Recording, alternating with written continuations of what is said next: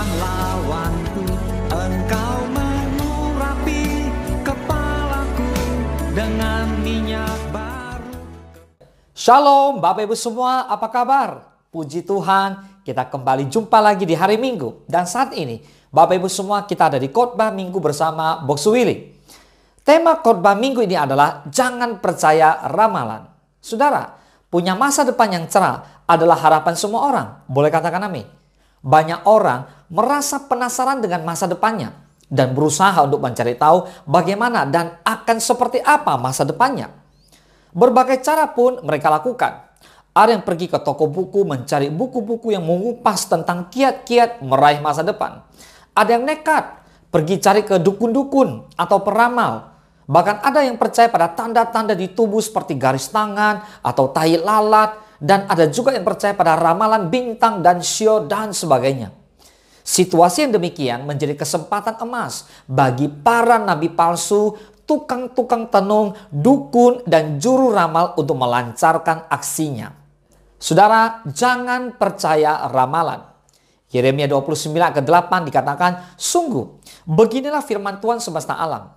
Allah Israel, janganlah kamu diperdayakan oleh nabi-nabimu yang ada di tengah-tengahmu dan oleh juru-juru tenungmu. Dan janganlah kamu dengarkan mimpi-mimpi yang mereka mimpikan. Saudara, Tuhan ingatkan kita hari ini. Jangan mau ditipu oleh nabi-nabi palsu. Jangan mau diberdaya oleh juru-juru tenung. Kita harus tahu bahwa apa yang mereka katakan semua adalah palsu. Berdasarkan pengalaman yang ada, ramalan tetaplah ramalan. Tidak ada kebenarannya. Maka di ayat ke-9 dikatakan demikian. Sebab mereka bernubuat palsu kepadamu demi namaku. Aku tidak mengutus mereka. Demikianlah firman Tuhan. So jangan percaya ramalan. Secara garis besar, perjalanan hidup setiap orang melewati 3 fase. Yaitu masa lalu, masa sekarang, dan masa yang akan datang. Atau kita sebut masa depan. Setiap orang tentunya memiliki masa lalu yang berbeda-beda. Ada yang manis, indah, suka, duka, pahit, getir, kelam, atau dihiasi keberhasilan, atau mungkin penuh dengan kegagalan.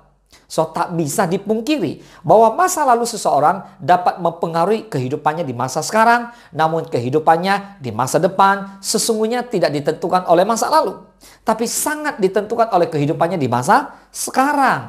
Ada amin. Ada orang punya masa lalu yang sangat buruk atau kelam. Namun, ketika ia membuat keputusan untuk hidup berubah, mengikut jalan Tuhan dan senantiasa mengandalkan Tuhan, maka hidupnya pun dipulihkan dan beroleh masa depan yang baik dan luar biasa. Namun sebaliknya, ada orang-orang yang punya masa lalu yang begitu baik, tapi begitu ia mulai hidup sembrono, tidak takut akan Tuhan, hidup menyimpang dari kebenaran firman Tuhan, perlahan tapi pasti grafik kehidupannya bukan semakin naik, tapi malah semakin merosot dan akhirnya menuju kepada kehancuran, jatuh ke dalam dosa. Makanya jangan pernah membangga-banggakan masa lalu. Dan yang terpenting sekarang adalah bagaimana kita menjalani hidup di masa sekarang. Boleh katakan amin. Sekarang kita lihat dulu, apa arti kata ramalan?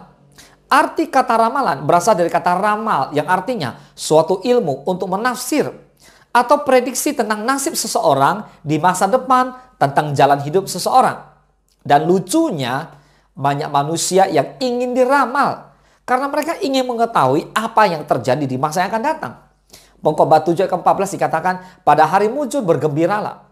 Tetapi pada hari malang ingatlah bahwa hari malang ini pun dijadikan Allah seperti juga hari mujur. Supaya manusia tidak dapat menemukan sesuatu mengenai masa depannya. So, Pengkhotbah 7 ayat ke-14 tertulis bahwa dalam hidup ini Tuhan merencanakan atau mendesain manusia untuk tidak tahu akan masa depannya dengan tujuan agar manusia memiliki gairah dalam hidup serta tetap mengandalkan Tuhan. Boleh katakan amin. Nah, sekarang kita lihat ada beberapa jenis ramalan. Yang pertama horoskop, yaitu ramalan tentang kehidupan astrologi, yaitu ramalan sifat dan ramalan jalan hidup berdasarkan posisi planet atau berdasarkan bintang. Lalu yang kedua ada ramalan garis tangan, ilmu yang dikembangkan peradaban Babilonia, Sumeria dan Kalda, bahwa masa depan dan nasib dapat dilihat dari guratan tangan katanya. Yang ketiga, kartu tarot. Nah, berkembang pada abad ke-14 di Italia. Awalnya digunakan sebagai kartu permainan biasa. Terdiri dari 78 kartu, masing-masing kartu ada maknanya loh. Nah, bisa berupa situasi dan saran dan sebagainya. Lalu yang keempat adalah Hong Shui atau Feng Shui. Berasal dari kata Hong atau Feng yang artinya angin. Shui artinya air. Sehingga penggabungan antara angin dan air menghasilkan hawa. Jadi Feng Shui artinya suatu ilmu untuk mencari hawa yang baik untuk tempat tinggal manusia. Namun dalam perkembangannya Hong Shui dicampur dengan mitos sehingga penjabarannya lebih banyak dinominasi oleh mitos atau tahayul. Pertanyaannya, mengapa kita tidak boleh percaya ramalan? Jawabannya adalah karena ramalan dilarang oleh Tuhan. Boleh katakan amin? Yang pertama, ramalan akan mengakibatkan pencemaran jiwa. Nah, saat kita bertanya pada arwah, sebenarnya jiwa kita sudah terpolusi sehingga kita sulit berhubungan dengan Tuhan. Sebab saat seseorang berhubungan dengan arwah atau roh peramal, hal ini berhubungan dengan iblis, bukan dengan orang yang telah mati. Sebab orang yang sudah meninggal memiliki tempat tersendiri. Bagi mereka yang percaya pada Tuhan bertempat di Firdaus. Dan untuk yang di luar Tuhan bertempat di Hades. Itu yang pertama. Yang kedua, hidup di bawah kutuk. Nah, orang yang mau terus berhubungan dengan peramal, maka hidupnya akan di bawah kutuk. Dengan demikian, tidak ada berkat bagi mereka. Boleh katakan amin. Dan yang ketiga, masa depannya dikuasai oleh roh jahat. Saudara, orang yang mau terus berhubungan dengan peramal, saudara, maka orang itu sesungguhnya sedang datang kepada roh jahat. Saat kita datang kepada tukang ramal, mereka memiliki roh piaraan atau iblis. Sehingga saat kita berkata dengan peramal itu sama dengan kita berbicara dengan iblis. Padahal iblis tidak tahu akan masa depan kita, melainkan hanya masa lalu. Dan ini terkadang sempat meyakinkan orang-orang tertentu.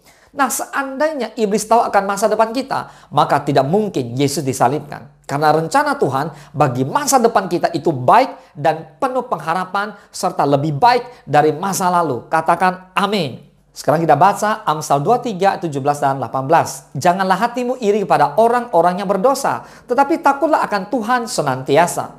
Karena masa depan sungguh ada dan harapanmu tidak akan hilang. Katakan amin. Sebagai anak-anak Tuhan, kita tidak perlu khawatir, tidak perlu risau memikirkan masa depan kita. Karena ada janji Tuhan kepada umatnya, yaitu kepastian akan masa depan yang cerah. Katakan amin.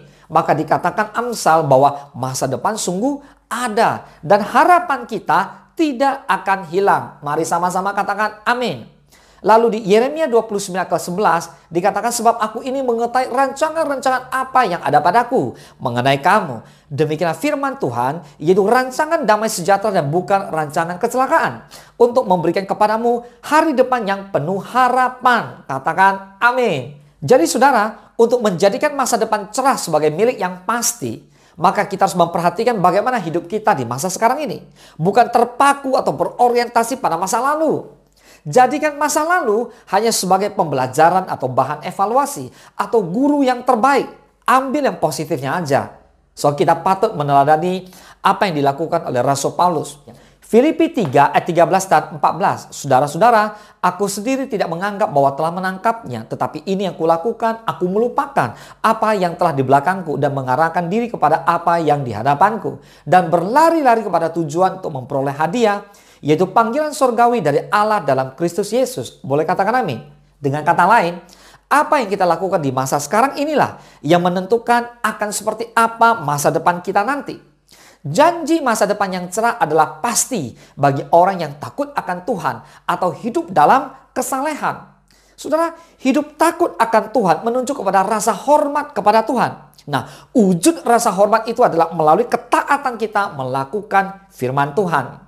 Mazmur 37 ke 18 dikatakan, Tuhan mengetahui hari-hari orang yang saleh dan milik pusaka mereka akan tetap selama-lamanya. Katakan amin. Wah, ini ayat favorit saya. Saya bersyukur sekali Tuhan menjanjikan bahwa milik pusaka orang yang hidup sungguh-sungguh di hadapan Allah tetap selama-lamanya. Artinya kita beroleh hidup yang kekal. Oleh karena itu, jangan hanya bermimpi tentang masa depan yang cerah, tapi kita harus mengupayakannya. Kita harus percaya dan mengimani bahwa masa depan itu sungguh ada. Katakan amin. Dan kita pun harus merealisasikan masa depan itu menjadi kenyataan. Kita harus ingat bahwa iman tanpa perbuatan pada hakikatnya adalah mati. Dan takut akan Tuhan adalah kunci utama untuk meraih masa depan yang cerah. So, jangan percaya ramalan dan jangan mau diramal. Percaya saja kepada Tuhan kita, Yesus Kristus. Boleh katakan amin? Mari kita bersatu dalam doa. Bapa, terima kasih. Puji nama Tuhan. Hari ini kami boleh belajar tentang jangan percaya kepada ramalan. Karena memang Tuhan tidak mengizinkan, bahkan Tuhan melarang supaya kita semua hidup dengan benar dan jangan pernah percaya kepada ramalan. Oleh karena itu Tuhan, kami berdoa pada hari ini bahwa setiap kami untuk hidup sungguh-sungguh kepada firman Tuhan.